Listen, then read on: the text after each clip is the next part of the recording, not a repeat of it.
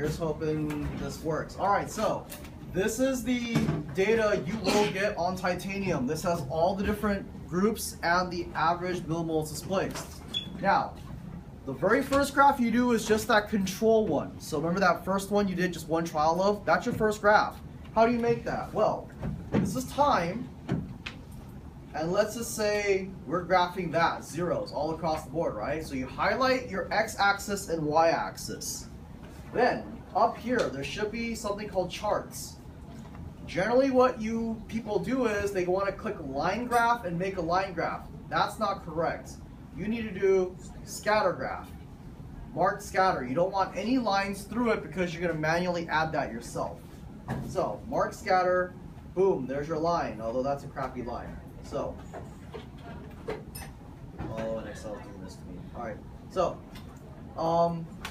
hopefully up here, chart layout, where you can add your chart titles and your axes labels. So,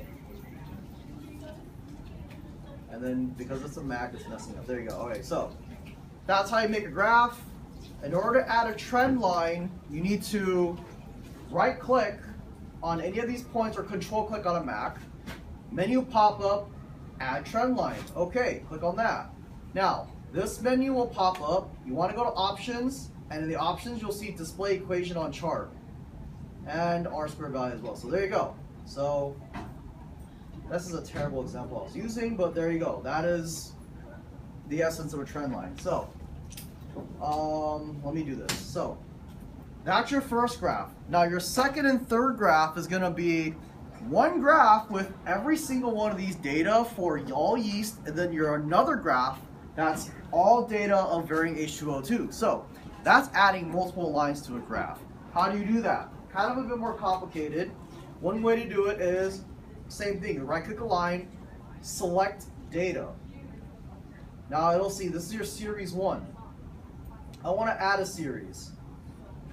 X-axis is going to be, I'm telling it what the x-axis is, and I'm going to tell it what the y-axis is. So here we go, 2. So there you go. I just added another line, same thing, add, so come on. Add trend line. So I have two lines on here now. You're going to do this for every single data set. It's going to look pretty messy. So let's see if I can do this. Same thing. Oh, right click. Select data. Let's add series 3.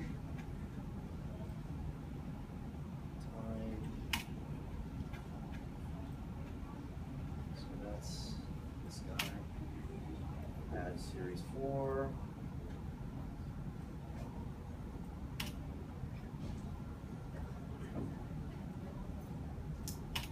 Okay, so I just added that. So notice how it starts getting really messy with all these lines. But you need, what is it, 1, 2, 3, 4, 5, 6, 7. So 7 lines on this graph. Now the only difference is, your own data, you have multiple trials, right?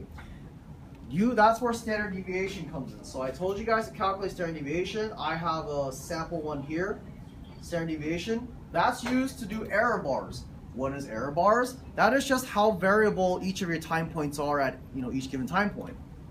So what you need to do is up here, hopefully in chart format, chart layout. Okay, chart layout. Error bars. You go options. Okay, series 4. You want both and cap. So you're tempted to put standard deviation over here, but that's wrong. You want to do custom because you already calculated it. Custom, specify value. It's going to ask you the top part and the bottom part. So then you just highlight all of your standard deviation, and you do once again for the negative, and hopefully there you go. So that's standard deviation. You'll see the error bars. This is a messy graph, but you see the error bars right here. That's how variable your graph is. So repeat, you have your control graph. That's just your first data set. You have all this in class data. Whichever one you're assigned, you need the error bars for only those lines. The other ones, you don't care.